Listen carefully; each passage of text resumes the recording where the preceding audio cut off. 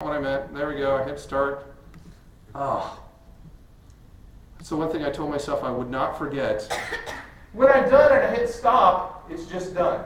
But if I have it in the other way, the way Smart defaults it, when I hit stop, it takes as long to save the video as it took me to make the video.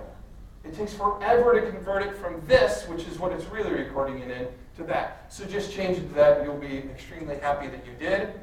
If you don't have Smart, you use Cam Studio. There's some options here, and I'm just going to go past these because there's no reason to show you, but I got them on the thing so that if you want to use Cam Studio, those are the options that you might want to set with Cam Studio as well. The quality is by default not the highest, and you want to make it a higher quality, and I think you just make it small, and then you just hit record and stop, just like you do with the Smart software. Okay, so after you're done, you upload it to YouTube. Try to remember to delete your videos. You will fill up your hard drive with videos if you record every single class and never delete them. I don't delete them every day. Every once in a while, I make sure the video works on YouTube, and then I'll go back and delete the videos. The act of uploading is simple. I have a shortcut to my recorded folder on my desktop, and I have a shortcut to YouTube on my desktop, and I just open it up, and I drag it over here, and you can see my default is unlisted right there, and that's the whole thing, okay? As soon as it starts uploading, I can do my stuff, and I can, while it's uploading, change the name if I want to, change the viewable type if I want to, who can see it, and I can enter a description. In general, I do nothing. I start the upload and I'm done because Smart always puts the name of the file as the date and the time it was recorded, and that's good enough for me. If you look back at if I go back, you'll see most of my videos are just date and time recorded because that's good enough to remind me which video is which. And if I want to change the name there, I can anyway. Okay? So once I'm done with that, I need to link it somewhere to make it usable. And it's pretty easy to do. I'm just going to go through kind of the steps here. In Moodle, which is our learning management system, all you need is the link. You plop the link in any resource, and it makes an embedded YouTube video, which is really nice. So all I have to do is grab that address up right there in YouTube. And it has to be, and a lot of them are this way, that it has to actually be the YouTube address, not the U-TUBE address, in order for it to work. All I have to do is grab that address, I throw it into anything, and the video is now embedded in that activity, that resource, whatever, on Moodle. So it works really, really nice in Moodle. I have tons of places where in my class videos are embedded as part of the lesson in that item. A lot of things require the embed code to use. If you have an LMS or something that needs the embed code in it, to get to the embed code, you just go down to the word share underneath your YouTube video. And when you click share, you'll see the word embed. And then this is the code right here. But I always suggest saying click on show more because there's a bunch of options that if you just grab that, you never see. You can change the size the video shows up wherever you're embedding it. You can pick some other things as well. And as you do that, it just keeps changing the code up here. And that's what you're going to grab and throw into whatever you're putting it into.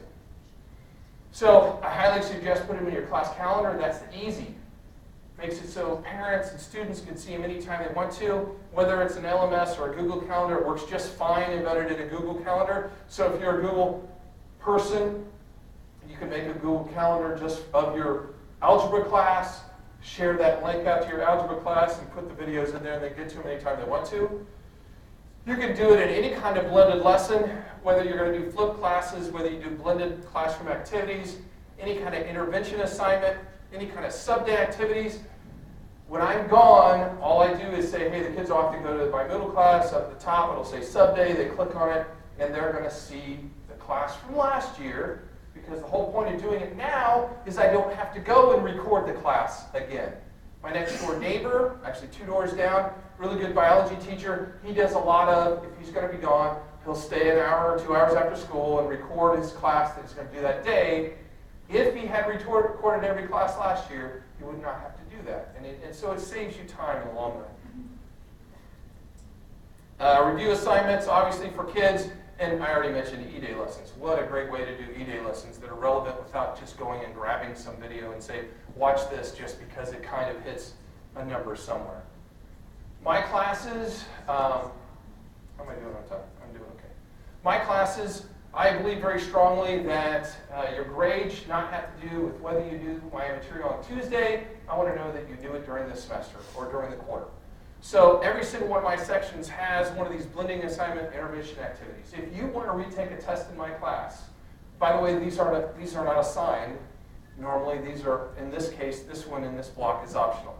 So if you bombed the Chapter 3 test in my class, which is the most bombed test in my class, and you don't remember how to calculate power supply wattages or replace a power supply or how to buy a power supply, you have to do all 4 of these intervention activities, which include embedded videos and quizzes and questions and stuff, and you come back to me and you say, Mr. Poole, I've done all the intervention activities, I'd like to retake the Chapter 3 test. I'll let you retake the Chapter 3 test and it replaces your grade. Just because, Brian's opinion, just because you learned it a week after the kid next to you doesn't mean you didn't learn it, and I think that's what the grade is about, at least in my class. So I have a lot of things like this, that they're embedded lessons or review things, just like this one where they go through. And oftentimes it's the class I taught, that I'm making you reread the class I taught, maybe read a couple articles, maybe take a quiz afterwards that automatically assesses the kids and make sure they've got the knowledge before they get to redo the exam. So make sure you set up your test or your YouTube site correctly. That takes one time. Set up your recorder options. That takes once. Check your mic. That's a one-time thing unless you've got multiple mics and you unplug and unplug like I do, and then all of a sudden you're in trouble.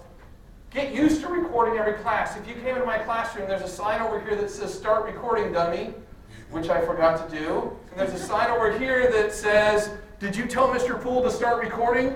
Because I expect them to remind me. Because sometimes, just like today, it was time, and I got going. Here we go, you know? And I'll forget. And I'll go, "Mr. Poole, you didn't hit record." I'll go, "Oh, thank you." And I'll go down, and I'll hit record, and then I'll get going, and maybe we missed the first 5 minutes. But that's what those signs are for, to help them remind me. As soon as I'm done, I don't have to upload it right then, but I try to do it right then so I don't forget. I link it into my Moodle site, and I delete videos later. How long does it take? 2 seconds to hit record and stop record, and that's a high estimate there. 2 seconds to stop recording, 20 seconds to upload the video. Doesn't take me 20 seconds. There are links on my desktop. I go clink, clink, drag, and then I minimize while it's uploading. And then maybe a minute to link it into your LMS or wherever you're going to link that video. It doesn't take that long. It does take longer if you're adding it or making some kind of blended learning assignment. If you're going to Edpuzzle it, that does take time. But then you also get something, an activity that's self-graded in the end. It's got to save you time in the long run. Okay? If you're making blended learning activities, I just said that it'll take more time. Consider Edpuzzle. It's a Chrome add-on. Basically, I'm not going to go through Edpuzzle because that would take a little more time. But here's a Chrome YouTube with Edpuzzle added.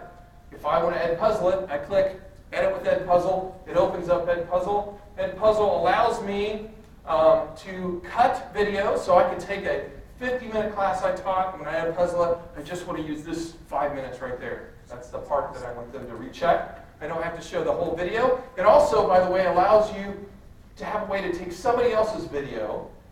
You've got an hour-and-a-half long video that you found of somebody else's, that there is 10 minutes of content that matters to you. If you Edpuzzle it, you can just cut it into that 10 minutes that you wanted. And link it to your class and make it work.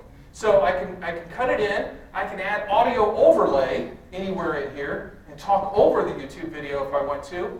I can also, the next thing as I'm going through here, the next thing is I can make it stop right here and say what I want. I can make a recording inside an Edpuzzle video. And the last thing, the questions is I can add multiple choice, true or false, extended response questions. Right there, they cannot fast forward in Edpuzzle. They're stopped right there where they're at. They have to answer the question. They can always go backwards, but they can never go forwards. And then they answer the questions. Great E-Day activity as far as I'm concerned.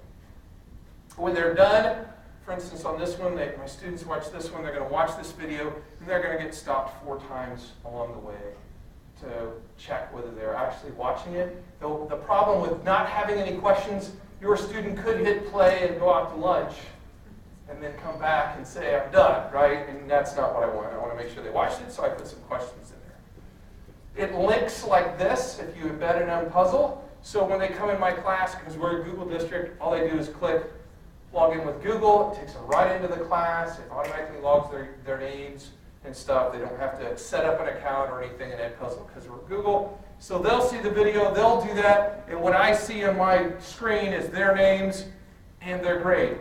And it'll take off points if they didn't watch all the way through. It'll take off points if they missed questions along the way. But I can go back and look. And by the way, not everybody gets 100, but I only show the kids who got 100. I just thought it would be nice to have their names up there if they didn't get 100. So, what did I just do? Oh, I hit end show. That wasn't the button I meant to hit. By the way, it's a new remote, so my bad. Okay, things to remember. You need to look at this as a long-term change in how you teach, not a one-time thing. You're going to get the biggest benefits next year or the year after you have your whole class done. It will make things easier on you. It takes about a week to become a routine. After you've done it every class, the first time you do it, you're going to think about, I'm recording myself. After a week, you're not going to think about the fact that you're recording yourself anymore. Even if you share nothing initially, I would start recording tomorrow. You'd be glad you did. If you make everything private and then later think of how you could use it, you still build a repository that you'll be happy that you have in the future. I've got some other resources linked on the presentation. Some other ways to record. Screencastify is great, but it's limited to 10 minutes unless you buy it. That's a Google Chrome add-on. Microsoft Expressions does the same thing. Cam Studio seems easier than Microsoft Expressions, by the way, as far as that goes. This is my student page, and I only have 59 students since I started doing this, but I have 15,515 views. So if you don't think your kids are watching it, somebody's watching it, and I don't keep clicking on it, I guarantee you that, okay? And I will say that if you're a tech professional, I have a separate one that's my PD videos, which I intended to record all this on, I didn't get it, but I upload all those to a different site, and I've got 65,000 views from staff members on that site. Every single time I do a Tech Tuesday, every single time I do a PD, I record it. And I wish we did that at eTech. Wouldn't it be great if all those classes that we went at where people went fast talker? I know that. That's why I try to record everything. You can go, you can slow me down, right? You can play me a little slower if you want to. But if you record all that stuff and make it available offline to your staff or to your students, you're going to have, even if you only have 2 staff members go and watch the video on how to Edpuzzle something, that's 2 staff members that know how to Edpuzzle. And the people next to him go, what's that you just did? I just did Edpuzzle. You want to show how to use it? Because it's easy. Okay? And stuff like that spreads, and you can start that really easily. I also have linked some of our PD resources that we have at National Trail if you wanted to look at those. And then I tried to build enough time in the end, how'd I do, to answer questions. Do I have a couple minutes left? Anybody have any questions? I know I went fast and I wish I'd hit record, but.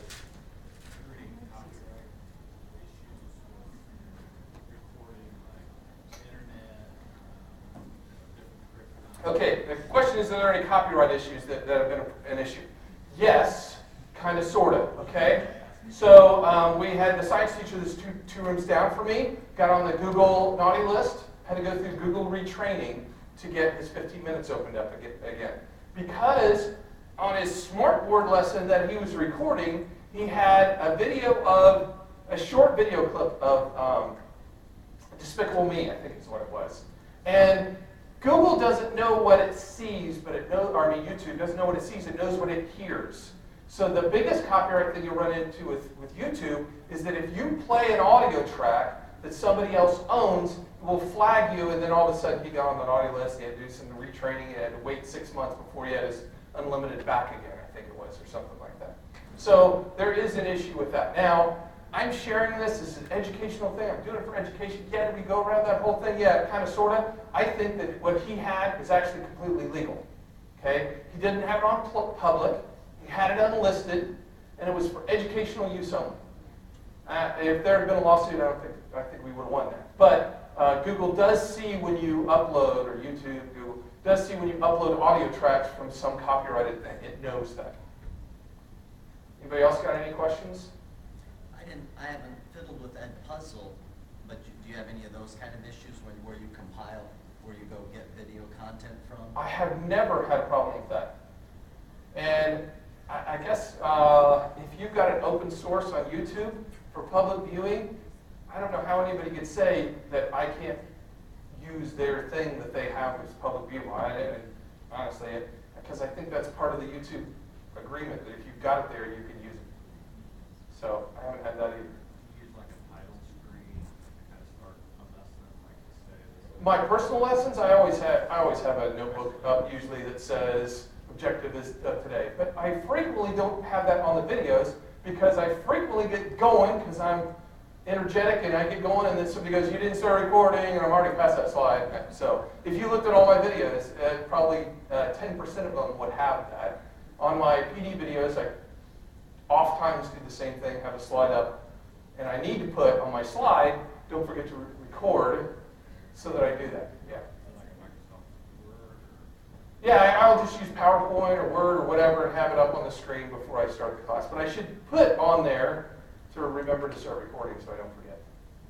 Yeah? Why do you use Edpuzzle versus like EduCanon, or I think there's another one that does something similar?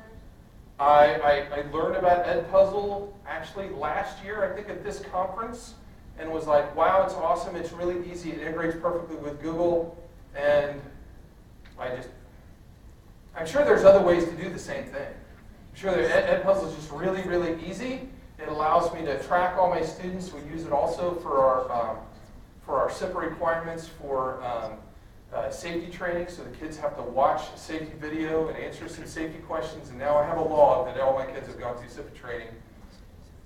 Really easily, it'll let you export that so you can keep that so you have proof that your kids did their online safety training and stuff.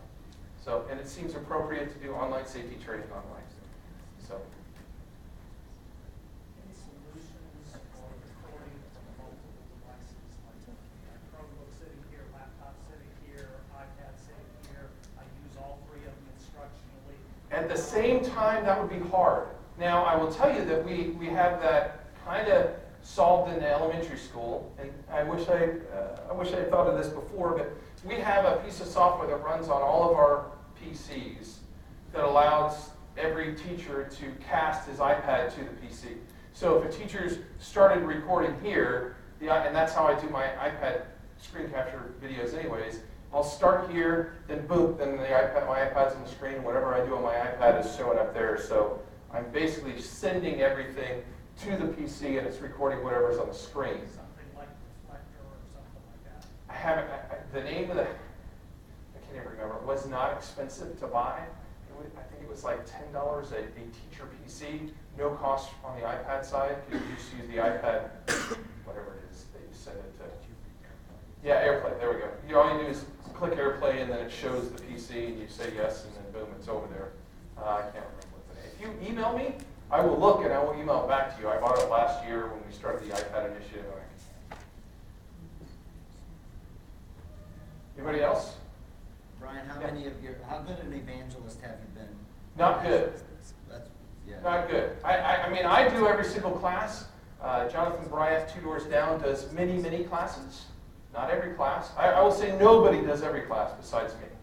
I have a lot of teachers that do a lot, though. A math teacher across the hall and down records every single time he's doing problems, and then he doesn't record every class, but he records problem sets so the kids can rewatch problem sets. He does that not only here, but he has a IPEVO document camera and a thing at his desk, so he'll just record his hand and talking his way through problems and post those up there for the kids. And if he kind of does it more often when he's identified a problem, this kid needs intervention help, he does it for that. He doesn't do everything, which I wish they would do, because then he wouldn't have to do any extra work when the kid has need for help. He's already got those videos, which is kind of my point, that if you get ahead of the game and you just do it every day, then when you need it, you've already got it. It's hard to go back and say, I wish I had done that when I ended up here today. And this, by the way, the last page of this will be what part of the recording we got, since I didn't even think about it until too late. So I thank you guys all for coming. If anybody has any questions, you feel free to email me, and I'll email you back whatever I can as well. Thank you, guys.